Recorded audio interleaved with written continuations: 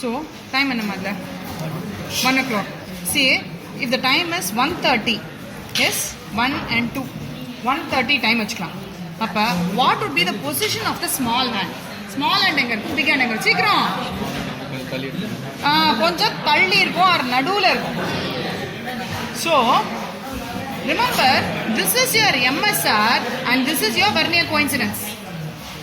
MSR என்ன ஆகுது, உன்னோட Vernier coincidence ஏத்த மாதிரி என்ன ஆகுது, மாறிட்டே இருக்கு. ஒரு இடத்துல வந்து ஒன் டைம் வந்து 1:55 என்னமா, ஓகே, இங்கே 12 இருக்கு, 1 2 3. இப்போ ஒரு சின்ன குழந்தை இருக்கு, இது 1:55 ஆல்மோஸ்ட் 1:55 ஆல்மோஸ்ட். ஒரு சின்ன குழந்தை என்ன இந்த இடத்துல என்ன இருக்கு பாரு, ஹவர் ஹேண்ட் எங்க இருக்கு, ஆல்மோஸ்ட். எல்கேஜி குழந்தை கேட்டா இப்போ டைம் என்ன சொல்லும், 2 சொல்லாது, என்ன சொல்லும், 2:55 சொல்லும். ஆமாவா இல்லையா, கவனிச்சிருக்கீங்களா நீங்க? ஸோ ஏன்னா 2ல இந்த ஹவர் ஹேண்ட் இருக்கு, 55ல மினிட் ஹேண்ட் இருக்கு, அதனால என்ன சொல்லணும், ஒரு ஃபர்ஸ்ட் ஸ்டாண்டர்ட் குழந்தை 2:55ன்னு சொல்லணும். But what do you know by practice? Vernier coincidence alone does not change. Main scale also keeps on changing accordingly. Okay? So, what do you understand from this? எனக்கு வந்து இங்க 55 இருக்குன்னு வச்சுக்கோங்க.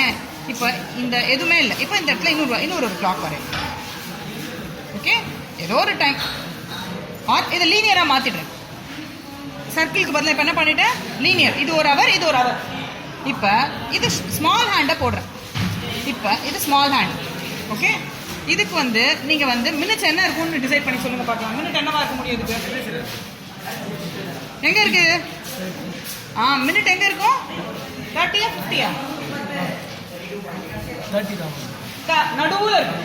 60 மினிட்ஸ்ல பாதி என்ன, 30யா இருக்கலாம், 29ஆ இருக்கலாம், 31ஆ இருக்கலாம், 28ஆ இருக்கலாம், எப்படி எல்லாம் இருக்கலாம். 25ல இருந்து 35 நிமிஷத்துக்குள்ள எது வேணா இருக்கலாமா.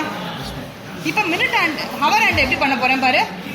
சி, கிளாக் நான் என்ன மாத்திடுறேன், லீனியர் ஸ்கேலா மாத்துறேன். 60 நிமிஷத்துல இப்ப எங்க இருக்க முடியும், நிமிஷம் எதுவா இருக்க முடியும், 54ஆ இருக்கலாம், 50 to 60க்குள்ள எது வேணா இருக்கலாமா, 52 ராதா 59க்குள்ள.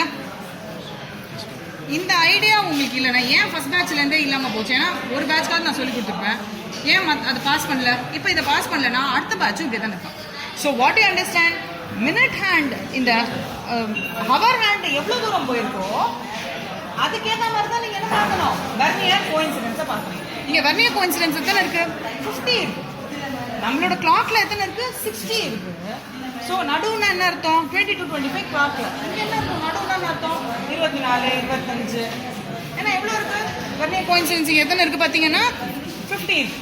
50 நடுவுனா 25. ஸோ இது minute hour hand, that is main scale reading வந்து 2 ரீடிங்க்கு நடுவுல, கரெக்ட் நடுவுல தான் இருக்கு. அந்த நடுங்கிறது இதுவும் நடுதான். S, okay. இப்போ இப்படி இருக்குன்னு வச்சுக்கலாம். இப்போ மெயின் ஸ்கேல் இப்போ கொஞ்சம் தூரம் தான் வந்திருக்கு. அப்போ என்னவா இருக்கணும், 25க்குள்ள 10. ஓகே, இட்ஸ் லைக் உங்க பஸ் ஸ்டாப்ல பஸ் வந்து இங்க நின்றுட்டு இப்பதான் கிளம்ப போகுது, நீங்க எப்படி ஓடுவீங்க, ரொம்ப ஓடிடணுமா, கொஞ்சம் ஃபாஸ்டா நடந்தாலே பக்கத்து ஸ்டாப்கே போயிடுச்சு. அப்ப நீங்க எப்படி ஓடணும், ஆல்மோஸ்ட் பயம் நடுவுல இருக்கு, அப்போ கொஞ்சம் ஃபாஸ்ட். ஸோ அந்த கொஞ்சம் ஃபாஸ்டா நடந்தா இல்லாட்டி that tells you the Vernier coincidence. So before you take the Vernier coincidence, see to it you see where your main scale reading is. This is the position. Are you getting it? So இப்போ என்ன தெரிஞ்சிச்சு எனக்கு, இந்த 2:55க்கும் 2:05க்கும் ஒரு வித்தியாசம் இருக்கா இல்லையா லைஃப்ல. 2ங்கிறது main scale division, main scale reading. 55 நிமிஷம் 5 நிமிஷம்லாம் என்ன, வெர்னியர் கோயின்சிடென்ஸ். எல்லாத்துக்கும் நான் அதே தான் எழுதுவேன், என்ன தெரியுதோ அதை எழுதுவேன்னா. சின்ன குழந்தை என்ன பண்ணிருக்கோம், 2:55ன்னு எழுதிருக்கோம். நீங்க என்ன எழுதணும், are you getting it? அப்ப எங்க தப்பு பண்ணிருக்கீங்கன்னு தெரியுதா. Now with this idea, yes, there's no point. Okay.